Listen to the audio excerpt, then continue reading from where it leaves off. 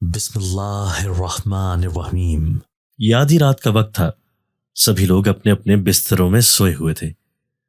اچانک ایک بہت ہی سریلی آواز پر میری آنکھ کھل گئی۔ میں اکثر جب رات کو سونے لگتی تو یہی آواز میرے کانوں میں سنائی دیتی، جسے سن کر مجھے بہت سکون ملتا، مگر مجھے کبھی بھی یہ سمجھ نہ آتی کہ یہ آواز مجھے کہاں سے آ رہی ہے۔ یہ آواز کسی اور چیز کی نہیں بلکہ ایک اللہ تعالیٰ کے پاک کلام کی تلاوت کی تھی۔ آج میں نے فیصلہ کر لیا کہ میں اس بات کا پتہ لگا کر رہوں گی کہ یہ آواز مجھے کس جگہ سے آتی ہے۔ ہم جب سے اس گھر میں شفٹ ہوئے تھے، میں روز ہی رات کے وقت اس آواز کو اپنے کانوں میں محسوس کرتی۔ مسلسل 3 ماہ سے میں یہی کلام پاک کی تلاوت رات کے وقت سنتی رہی تھی۔ ہمارے گھر میں تو کوئی بھی ایسا نہ تھا جو رات کے وقت اٹھ کر کلام پاک کی تلاوت کرے۔ ابا تھک ہار کر کام سے واپس آتے تو اپنے بستر میں ایسے پڑے رہتے جیسے گھوڑے بیچ کر سو رہے ہوں، اور اماں بھی شوگر کی مریضہ تھیں، اور وہ بھی اکثر دوائیاں لے کر شام ہوتے ہی سو جایا کرتی تھی۔ باقی میں تھی اور میری چھوٹی بہن، تو اس لیے ہمارے گھر میں سے تو کوئی بھی یہ تلاوت نہ کرتا تھا۔ پھر مجھے یاد آیا کہ جس دن ہم اس گھر میں شفٹ ہوئے تھے تو محلے پڑوس کے لوگوں نے کہا تھا کہ یہ گھر عجیب سا ہے، اس گھر میں عجیب عجیب سی حرکتیں ہوتی محسوس ہوتی ہیں۔ مگر ہم نے محلے والوں کی باتوں پر دھیان نہیں دیا تھا، کیونکہ ہم لوگ ٹھہرے مجبور، دوسرا کوئی ٹھکانہ نہیں تھا، اسی لیے ہمیں اسی گھر میں رہنا پڑا۔ آج ہمت باندھ کر میں نے اس آواز کا پیچھا کیا، مگر مجھے بہت حیرت ہوئی کہ یہ آواز زمین کے اندر سے آ رہی تھی۔ میں کان لگاتی زمین کے پاس بیٹھ گئی۔ یہ گھر کا ایک کونا تھا جہاں پر ایک گھنا سا درخت تھا۔ وہیں بیٹھ کر میں اس آواز کو سننے لگی، اور آواز تیز ہوتی جا رہی تھی۔ مگر یہ کیا؟ میں نے جب ہاتھ سے تھپتھپایا تو مجھے ایسا محسوس ہوا جیسے یہاں پر کوئی لکڑی کی چیز موجود ہے۔ میں نے تھوڑی سی مٹی ہٹائی تو میری حیرت کی انتہا نہ رہی، کیونکہ وہاں پر ایک کھڑکی بنی ہوئی تھی جو زمین میں نیچے کی طرف جاتی تھی۔ میں نے جیسے ہی اس کھڑکی کو ہٹایا تو میرے پیروں تلے سے زمین نکل گئی، کیونکہ وہاں پر تو میرا نام سویرا ہے اور میں 28 سال کی ہوں۔ میرا تعلق ایک غریب گھرانے سے ہے جہاں 2 وقت کی روٹی مل جائے تو بھی غنیمت ہے۔ مجھ سے چھوٹی بہن نفیسہ، جس کی عمر 17 برس ہے۔ اماں نے ساری عمر غریبی دیکھی۔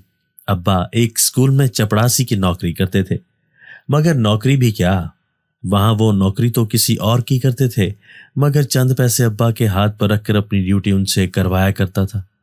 یہ تو غیر قانونی کام تھا، مگر ابا پھر بھی مان گئے، کیونکہ 2 بیٹیوں کا بوجھ ان کے سر پر تھا اور ایک بیوی، کھانے والے 4 لوگ، جبکہ کمانے والا صرف 1۔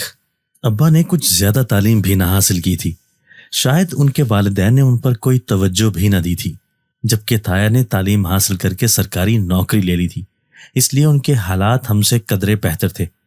اماں بھی اکثر بیمار رہتی تھی، ان سے گھر کا بھی کوئی کام ٹھیک سے نہ ہو پاتا تھا۔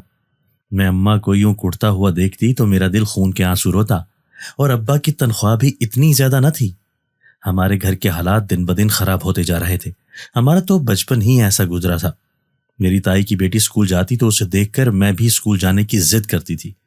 اماں مجھے ڈانٹتی، کیونکہ اماں اور ابا دونوں میں تعلیم کا شعور نہیں تھا، اسی لیے وہ لوگ ہم پر بھی پڑھائی کے لیے توجہ نہیں دے رہے تھے۔ مگر جب بھی اپنی تائی کی بیٹی نگت کو اسکول جاتا ہوا دیکھتی تو میں بھی امی سے ضد کرتی کہ مجھے بھی اسکول جانا ہے۔ یوں اپنی ضد کرتے کرتے بالآخر میں نے میٹرک تک تعلیم حاصل کر لی۔ جب مجھ میں تعلیم کا تھوڑا شعور پیدا ہوا تو میں نے اپنی بہن کو بھی میٹرک تک تعلیم حاصل کرنے کا کہا۔ اماں ابا اس میں بالکل بھی رضامند نہیں تھے، پر میں تو تعلیم کی اہمیت کو بخوبی جانتی تھی، اور دیکھ بھی رہی تھی کہ تعلیم یافتہ اور غیر تعلیم یافتہ انسان میں کیا فرق ہے۔ تایا ابو کے حالات ہم سے بہت اچھے تھے، کیونکہ وہ پڑھی لکھی فیملی تھی۔ دادا ابو کا ایک ہی مکان تھا جو صرف 2 کمروں پر مشتمل تھا۔ تایا کا ابا کے ساتھ جھگڑا ہوا تو ابا نے وہ گھر چھوڑنے کا فیصلہ کیا۔ تایا کی ایک ہی ضد تھی کہ یا تو اپنی بیٹی سویرا کا رشتہ میرے ذہنی معذور بیٹے عابد کو دے دو۔ ابا اس بات پر ہرگز نہ مانتے۔ وہ کہتے بھلے ہی میری کوئی بڑی نوکری نہیں ہے، میں کچھ خاص پیسے والا نہیں ہوں، مگر میں اپنی بیٹی کی زندگی اس طرح برباد نہیں کروں گا۔ عابد میرا تایا زاد کزن تھا۔ جب وہ میری تائی کے پیٹ میں تھا تو میری تائی کا پاؤں فرش پر سلپ ہوا تھا، جس کی وجہ سے انہیں بہت گہری چوٹ آئی تھی۔ ڈاکٹر نے ان کو پہلے ہی بتا دیا تھا کہ آپ کے بچے کی پیدائش کے بعد اس کا ذہن صحیح طرح سے کام نہیں کرے گا۔ بس پھر وہی ہوا۔ جب عابد پیدا ہوا تو وہ بالکل پاگلوں جیسا تھا، کوئی بھی حرکت نہ کرتا۔ پھر آہستہ آہستہ وہ بڑا ہوتا گیا اور اس کی حالت مزید خراب ہوتی گئی۔ تائی تو اس کے غم میں بہت چڑچڑی ہو گئی تھی۔ وہ ہر وقت ہم سب سے لڑتی رہتی، مگر اس سب میں ہمارا تو کوئی بھی قصور نہیں تھا۔ ہم سب تائی کی بہت دلجوئی کرتے، انہیں حوصلہ دیتے، مگر سب کچھ بیکار تھا۔ یوں تو عابد دیکھنے میں خود شکل جبان تھا، مگر نہ تو وہ سن سکتا تھا اور نہ ہی بول سکتا تھا۔ اس کی حرکتیں بھی بالکل پاگلوں جیسی تھیں، کبھی کبھی خود بخود بے حد ہنسنے لگتا تو کبھی گھنٹوں بیٹھ کر روتا رہتا۔ یہی نہیں، تایا نے ہر جگہ اس کا علاج کروایا تھا، کئی عاملوں اور پیروں کے چکر بھی کاٹے تھے، مگر جو پیدائشی نقص تھا وہ بھلا کس طرح سے ختم ہو سکتا تھا۔ پھر تایا نے یہ فیصلہ کیا کہ میری شادی عابد سے کی جائے تاکہ اس کو کوئی سنبھالنے والی مل جائے، مگر ابا اس بات کو ماننے کے لیے بالکل بھی تیار نہیں تھے۔ وہ کہتے کہ میں بھلے ہی کسی غریب گھر میں اپنی بیٹی کی شادی کروں گا، مگر اس کا جیون ساتھی کم سے کم اس کے دکھوں سکھوں کا ساتھی تو بن جائے گا۔ اس بات پر ابا اور تایا کی ہمیشہ لڑائی ہوتی رہتی۔ ایک دن ابا نے تنگ آ کر یہ فیصلہ کیا کہ وہ اس گھر کو چھوڑ دیں گے۔ پھر ہم لوگ اس گھر کو ہمیشہ ہمیشہ کے لیے چھوڑ آئے اور اس مکان میں کرائے پر رہنے لگے۔ یہ علاقہ بہت عجیب سا تھا، یہاں پر بڑے بڑے گھر تو بنے ہوئے تھے مگر تقریباً خالی تھے، چند آدھ گھروں میں ہی لوگ آباد تھے۔ یہ ساری بستی ایک ہی مکان مالک کی تھی۔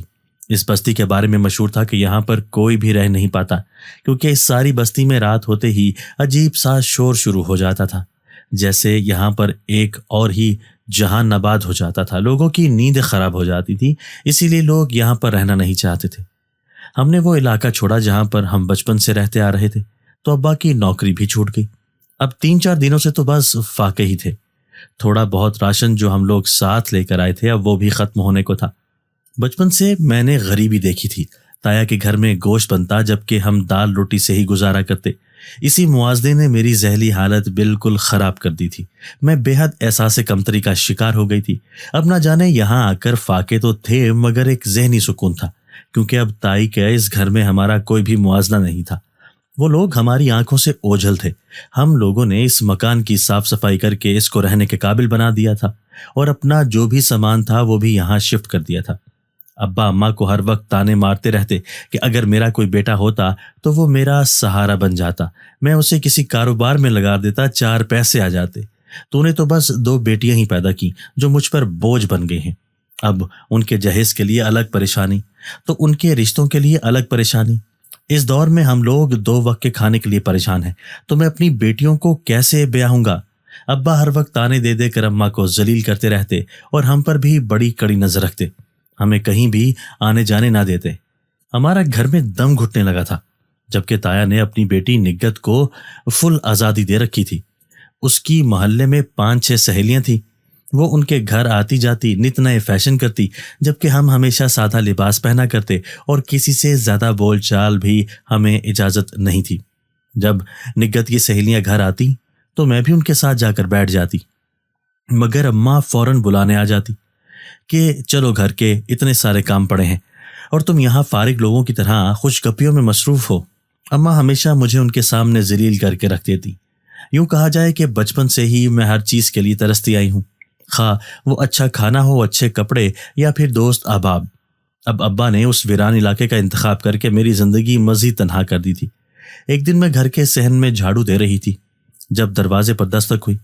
میں نے جا کر دروازہ کھولا تو ایک ادھیڑ عمر کی عورت کھڑی تھی جو لگ بھگ 40-45 برس کی تھی۔ میں نے اسے کہا کہ آپ کون ہیں؟ تو وہ کہنے لگی کہ میں اسی محلے میں رہتی ہوں، آپ ہمارے نئے پڑوسی ہیں، اس لیے میں آپ کے لیے کھانا لے کر آئی ہوں۔ میں نے انہیں اندر آنے کا کہا اور اماں کے ساتھ چارپائی پر بیٹھنے کا کہا، اور پھر میں وہ برتن خالی کرنے کے لیے کچن میں چلی گئی۔ ابھی میں وہ برتن صاف ہی کر رہی تھی تو وہ عورت اماں کے بجائے سیدھا میرے پاس آ گئی اور مجھ سے باتیں کرنے لگی، کہنے لگی کہ کہاں سے آئے ہو تم لوگ۔ وہ میرے لباس سے میری غریبی کا اندازہ لگا چکی تھی، مگر اس عورت کے گلے میں سونے کی چین اور ہاتھوں میں سونے کے کنگن تھے۔ وہ دیکھنے میں ایک اچھے خاصے کھاتے پیتے گھرانے سے لگ رہی تھی۔ تبھی مجھے عورت نے بتایا کہ یہاں پر ایک پیر صاحب کی حویلی ہے جو اس محلے کے پیچھے ہے، وہ جس کو بھی دھاگا پڑھ کر دیتے ہیں اس کے گھر میں برکت ہی برکت ہو جاتی ہے، روزگار خود بخود لگ جاتا ہے۔ ان کی بات نے مجھے کافی متاثر کیا تھا۔ ہمارے گھر کے حالات بھی بے حد خراب تھے، اماں کی دوائیوں کے لیے بھی پیسے نہ تھے۔ تبھی وہ مجھے کہنے لگی کہ میرے حالات بھی آپ ہی کی طرح خراب تھے۔ پھر میں نے اس پیر صاحب سے جب دھاگا پڑھوایا اور اپنے بیٹے کے بازو پر باندھا، تب سے ہمارے گھر میں پیسوں کی ریل پیل شروع ہو گئی ہے۔ وہ عورت مجھے اس پیر صاحب کی نت نئی کہانیاں بتا رہی تھی کہ اس نے جس کسی کو بھی دھاگا پڑھ کر دیا اس کے تو حالات ہی بدل گئے۔ میں اب اس ساری باتوں سے کافی متاثر ہو گئی تھی۔ پھر میں نے اس عورت سے کہا کہ تو آپ مجھے اس کے پاس لے جائیں، میں ان سے دھاگا پڑھوا کر ابا کے بازو پر باندھ دوں گی تاکہ جب وہ کام پر جائیں تو ان کا روزگار لگ جائے۔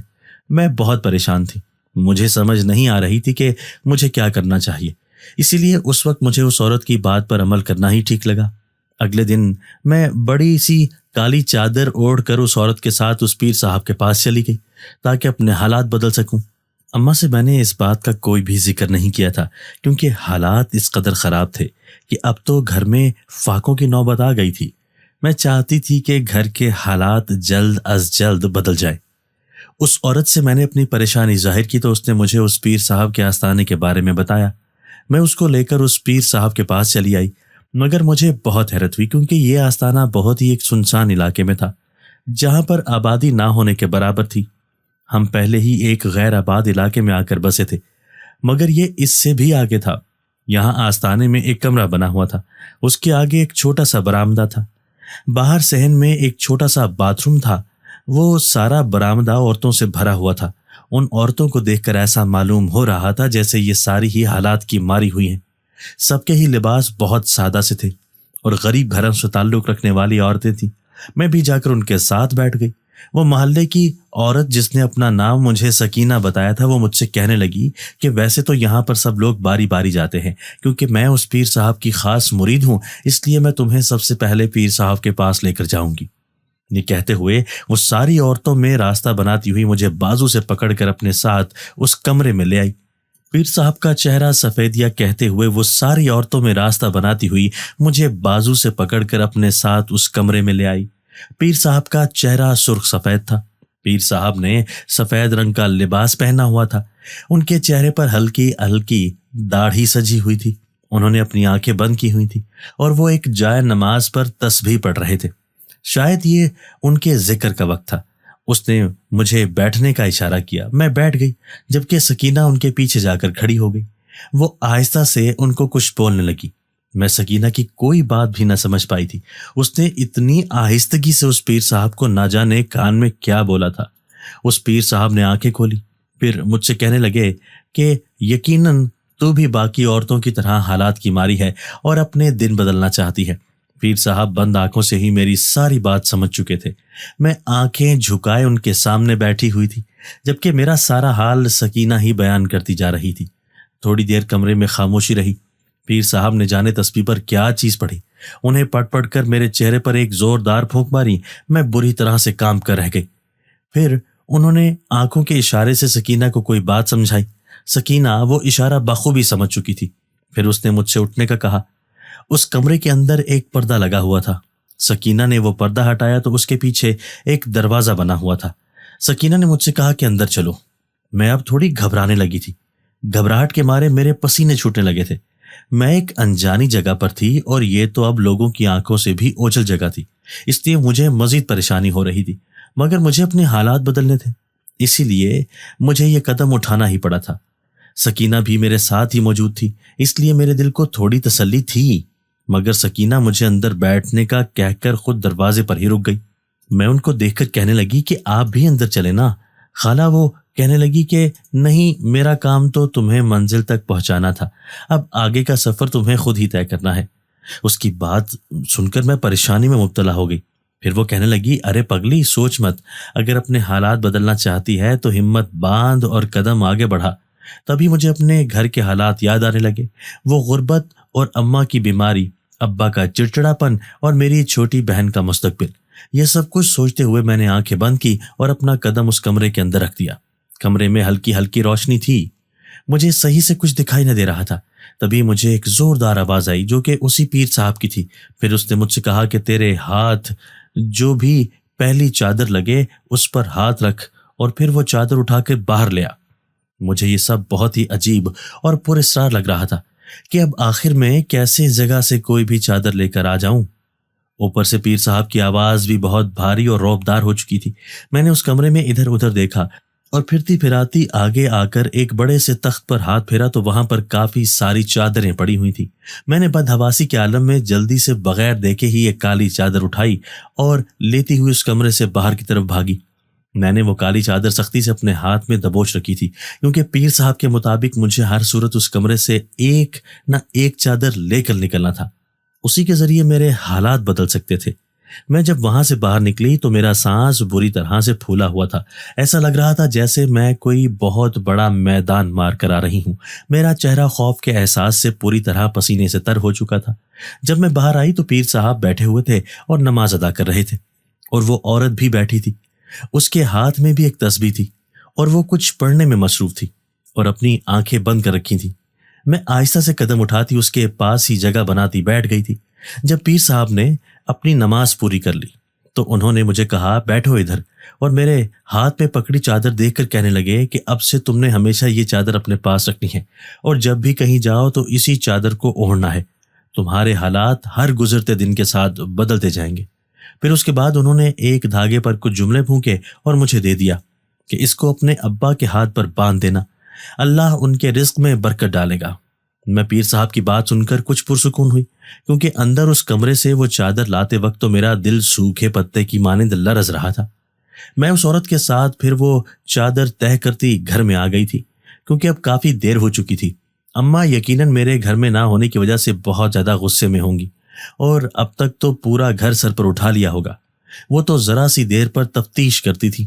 یہ تو شکر تھا کہ اس عورت کی پیر صاحب سے جان پہچان تھی اور وہ ان کی پرانی مرید تھی، جس کی وجہ سے ہم اتنے رش ہونے کے باوجود بھی آسانی سے پیر صاحب سے ملاقات کرائے تھے۔ میں جب وہاں ان کے آستانے سے نکلی تو شام ہونے لگی تھی۔ ہر طرف اندھیرا پھیلا ہوا تھا، جس سے یہ سنسان علاقہ اور بھی پر اسرار لگ رہا تھا۔ اس آستانے کے صحن میں جو بہت ساری عورتیں اپنی باری آنے کا انتظار کر رہی تھیں، وہ اب سب کی سب وہاں سے جا چکی تھیں۔ میں نے سکینہ خالہ سے پوچھا کہ خالہ، وہ عورتیں پیر صاحب سے ملے بغیر کیوں چلی گئی ہیں؟ تو وہ کہنے لگی کہ شام ہو چکی ہے اور پیر صاحب مغرب ہوتے وقت کسی سے بھی ملاقات نہیں کرتے، بلکہ ساری رات اپنے تہہ خانے کے کمرے میں گزارتے ہیں۔ ان کے کچھ بہت ضروری کام ہوتے ہیں۔ میں نے ان سے پوچھا کہ کیا وہ ساری رات جا کر گزارتے ہیں؟ تو اس نے اس بات میں سر ہلایا اور آگے کے لیے روانہ ہو گئی۔ میں بھی اس کی دیکھا دیکھی جلدی سے گھر کی طرف دوڑ لگا دی، مگر چلتے ہوئے نہ جانے کیوں ایک عجیب سا احساس ہو رہا تھا۔ ایسا لگ رہا تھا جیسے میرے ساتھ کوئی اور بھی چل رہا ہو۔ میں نے بہت بار مڑ کر دیکھا، مگر سوائے سنسان راستے کے کوئی موجود نہ تھا۔ پہلے تو میں یہ سمجھی تھی کہ یہ آہٹ جو مجھے محسوس ہو رہی ہے وہ سکینہ خالہ کی تھی، مگر وہ تو مجھ سے کافی آگے چل رہی تھی، جبکہ قدموں کی آہٹ تو میرے پیچھے تھی۔ مجھے بہت زیادہ گھبراہٹ ہوئی جا رہی تھی کہ آخر کون تھا جو میرا پیچھا کر رہا تھا۔ وہ عورت تو نہ جانے ایک دم سے کہاں غائب ہو گئی تھی، مگر میری حالت اتنی سی دیر میں خراب ہو چکی تھی، کیونکہ یہ راستہ تو میرے لیے بالکل ہی نیا تھا۔ آتے وقت تو میں جیسے تیسے کر کے اس عورت کا پیچھا کرتی یہاں تک آ ہی گئی تھی، مگر اب تو یہ سنسان علاقہ دیکھ کر مجھے ہول اٹھ رہے تھے کہ کیسے اپنے گھر تک پہنچوں گی۔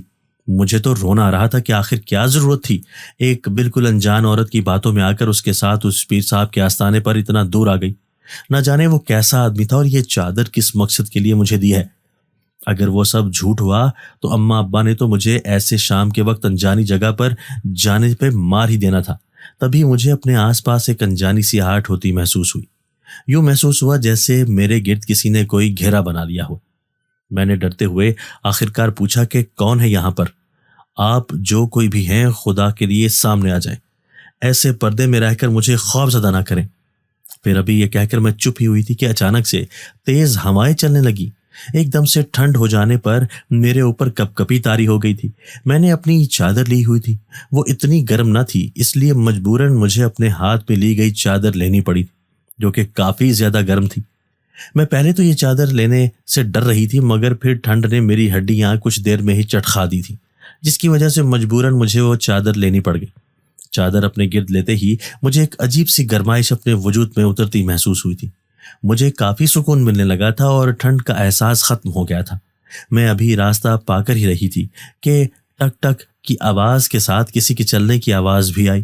میں نے मुड़ कर देखा तो कोई आदमी था जो कि काले लिबास में मेरे ऐन पीछे खड़ा था। उसकी आंखों में कुछ काला रंग हो लगा हुआ था जिसके उसकी आंखें मजीद खौफनाक लग रही थीं। मैं उस आदमी को देखती एकदम से रुक कर खड़ी हो गई, क्योंकि वो मुझे सर से पैर तक अजीब सी नजरों से देख रहा था। मैंने उसको कहा कि आप कौन हैं और यहाँ क्या कर रहे हैं? उसने मेरी बात सुनकर एक खौफनाक कहका लगाया और कहने लगा कि क्या तुम यहाँ पर पहली दफा आई हो लड़की? उसकी आवाज सुनकर मैं मजीद डर गई थी, जो कि बहुत ही भयानक थी। मैंने उससे कहा कि मैं यहाँ पर एक पीर साहब के आस्थाने पर आई थी, जो कि लोगों को धागा वगैरह दम करके देते हैं ताकि उनकी मुश्किलात दूर हो जाएं। मेरी बात सुनते उसने कहा कि ये तुम मेरे साथ कौन सा मजाक कर रही हो? मैं यहाँ पर 100 साल से रह रहा हूँ, मगर आज तक मैंने इस इलाके में ऐसा कोई आस्थाना न देखा, बल्कि ये तो एक खंडरनुमा इलाका है जहाँ पर बहुत कम ही लोग आते हैं। मेरा चेहरा उसकी बात सुनकर लट्ठे की मानिंद सफ़ेद पड़ गया कि ये वो क्या कहे जा रहा था। अभी कुछ देर पहले तो मैंने उसी पीर साहब के पास जाकर उनको अपने मसाइल बताए थे और उन्होंने मुझे वो चादर दी थी और धागा भी हाथ पर बांधा था। तो ये आदमी कैसे कह सकता है कि यहाँ कोई आस्थाने का वजूद न था?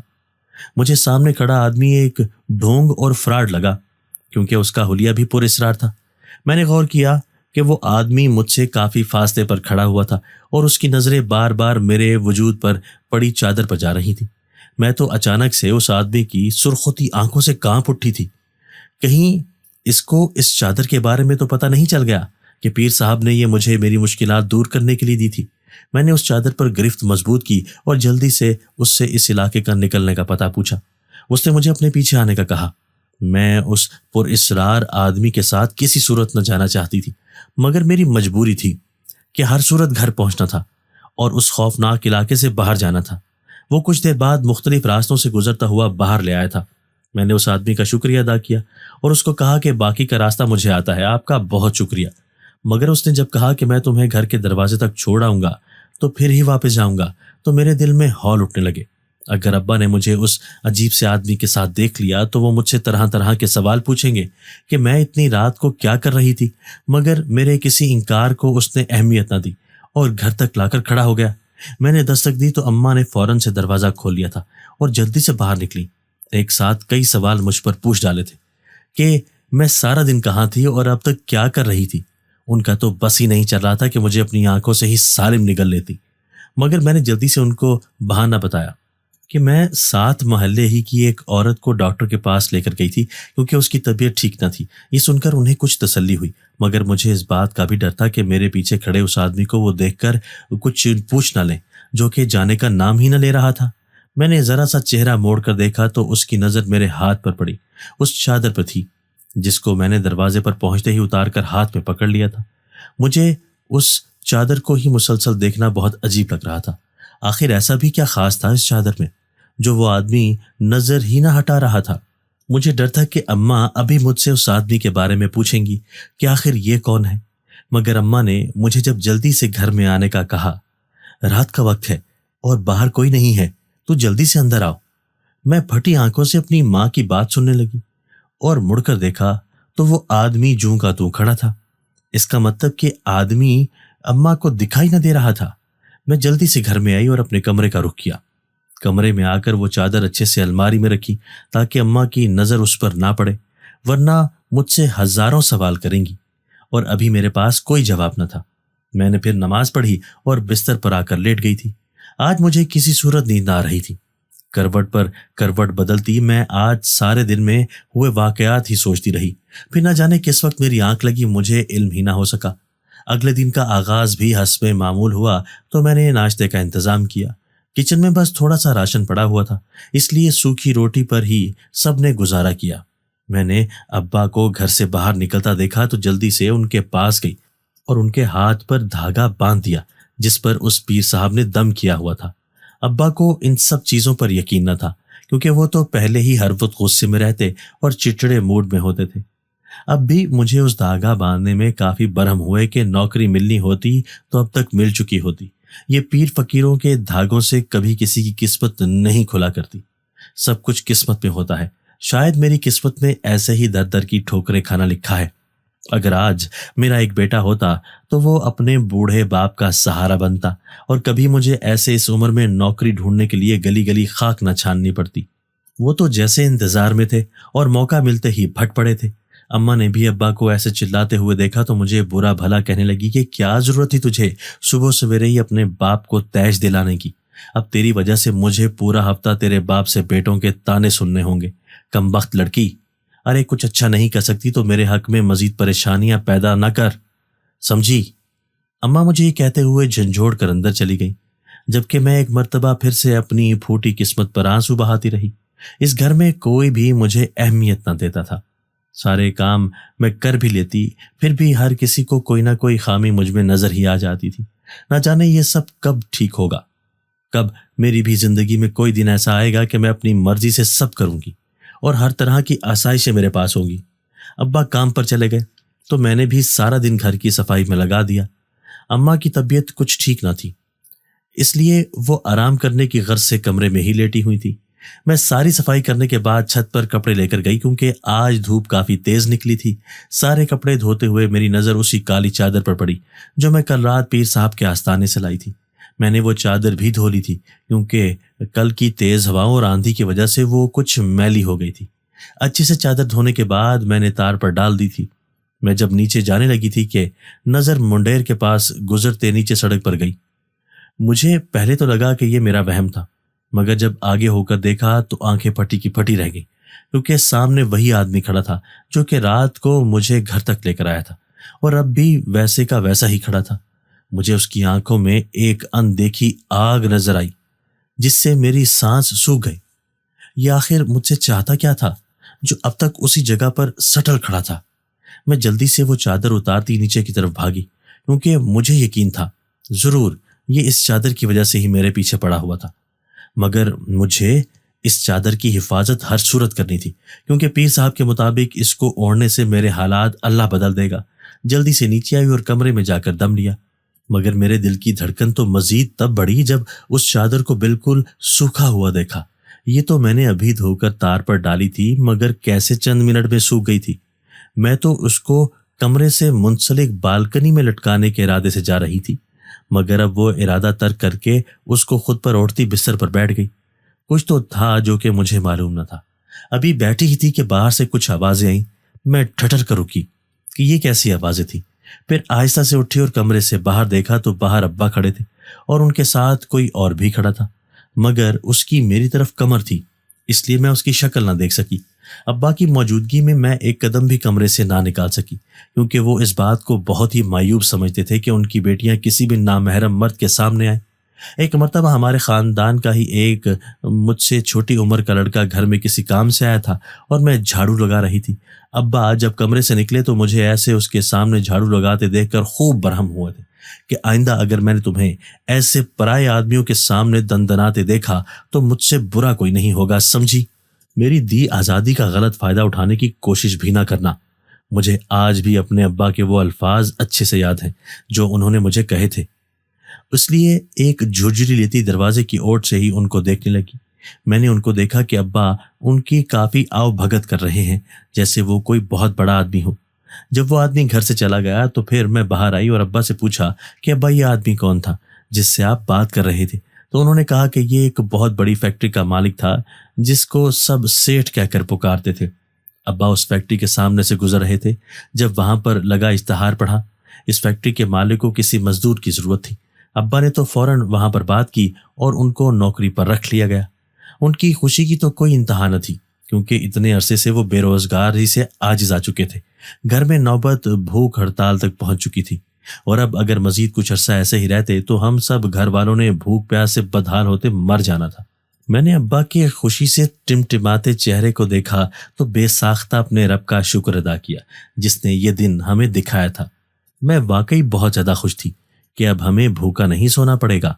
میں نے ابا سے کہا کہ یہ سب اس دھاگے کا کمال ہے جو صبح میں نے زبردستی آپ کے ہاتھ میں باندھا تھا۔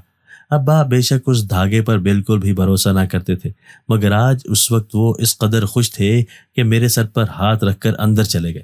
میں نے پھر شکرانے کے نوافل ادا کیے اور اپنے رب کا ڈھیر سارا شکر ادا کیا جس نے مجھے یہ دن دکھایا تھا۔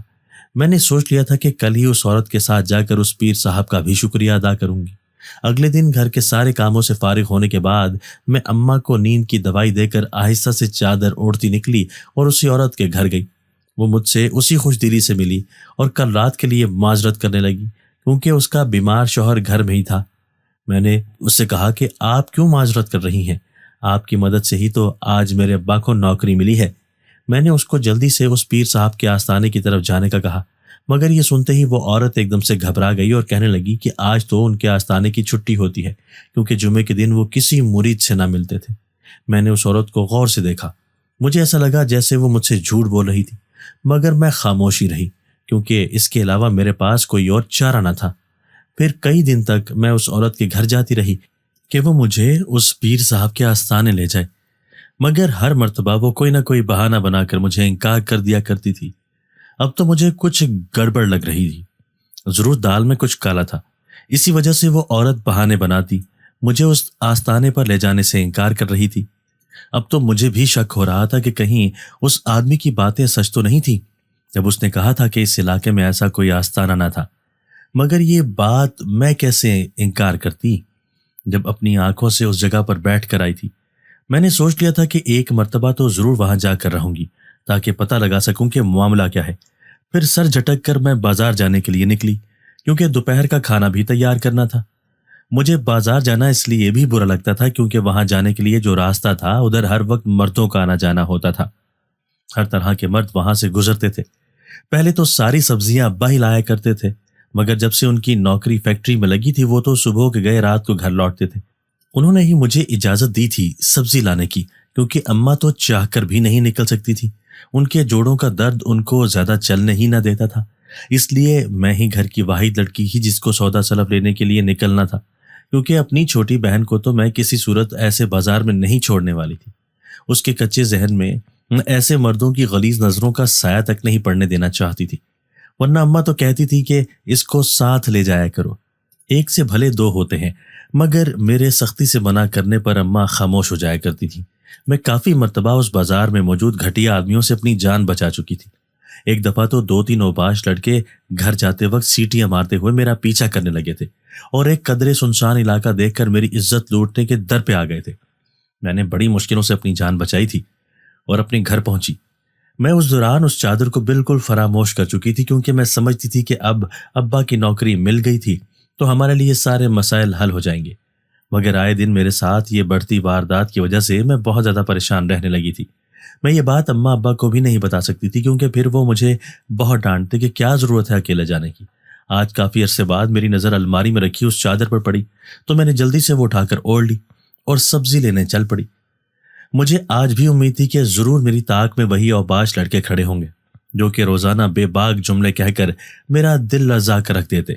میں نے آج اپنے ہاتھ میں احتیاط کے طور پر چھوٹا سا چاقو رکھ لیا تھا تاکہ اپنی عزت بچانے کی خاطر اس کو استعمال کر سکوں، مگر میری حیرت کی انتہا نہ رہی جب میں آسانی کے ساتھ ان اوباش لڑکوں کے سامنے سے گزر گئی اور انہوں نے مجھے ایک نظر اٹھا کر نہ دیکھا۔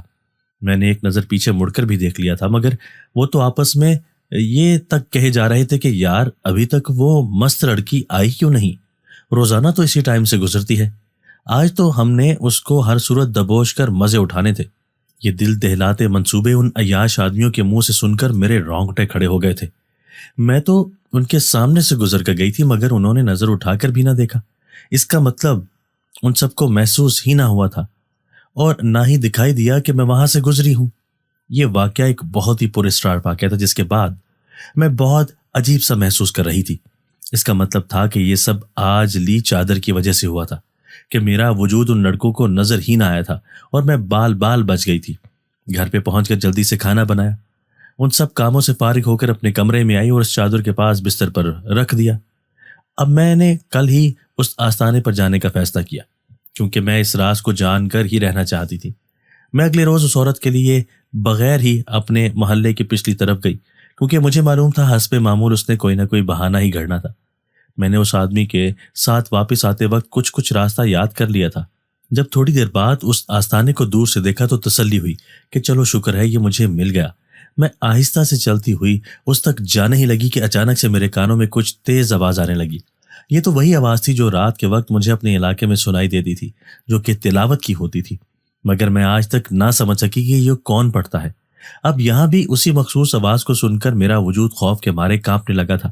میرے قدم بے اختیار ہی اس آستانے کی پچھلی جانب بڑھنے لگے تھے جہاں پر یہ آواز کافی تیز تھی، میں نے ذرا سا ایک دیوار کی اوٹ میں ہو کر دیکھا تو ایسا لگا جیسے میرے پیروں تلے سے کسی نے زمین کھینچ لی ہو۔ سامنے ہی وہ کالے لباس پہنے آدمی بیٹھا ہوا تھا اور اس کے پاس ہی وہ پیر صاحب بھی بیٹھے تھے۔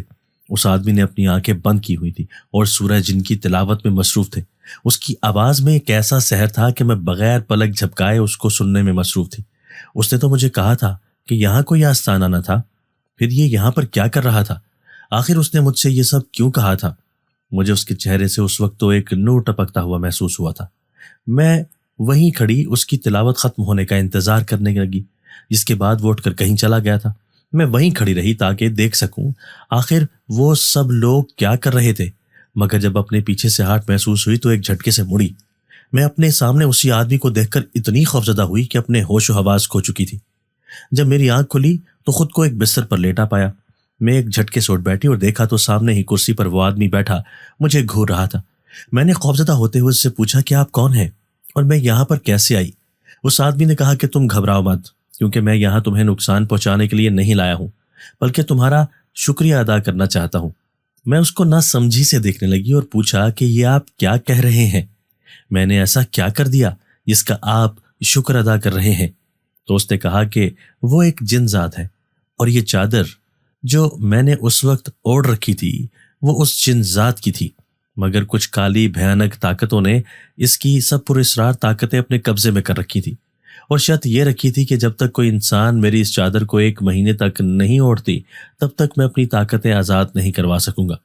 100 سالوں سے میں اسی قید بھری زندگی میں اس علاقے میں بھٹک رہا ہوں اور سورج جن کی تلاوت کر کے اللہ سے مدد مانگتا ہوں، مگر یہاں اس آستانے پر آنے والا ہر بندہ کوئی نہ کوئی دوسری عام چادر اٹھا کر جاتا تھا۔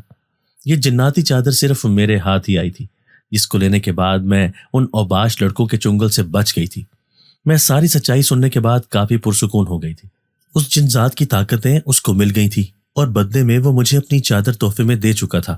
میرے ابا کو نوکری بھی اسی نے دی تھی اور کچھ ہی عرصے بعد ان کی پرموشن بھی کر دی گئی تھی، جس کے بعد ہماری زندگی کے حالات بہت خوشگوار ہو چکے تھے۔ میں اپنے رب کی بہت شکر گزار تھی کیونکہ وہ جن ذات اب اپنی دنیا میں واپس جا چکا تھا۔